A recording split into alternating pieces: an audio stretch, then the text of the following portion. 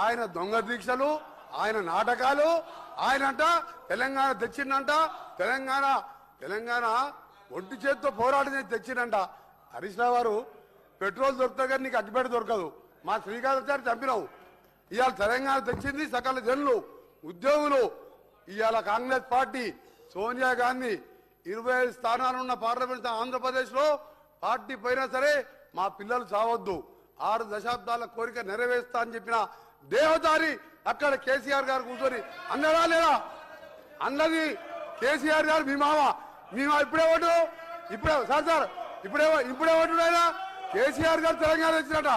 మీ మామనే sir, మీ మామనే అన్నాడు sir, మీ మామనే అన్నాడు.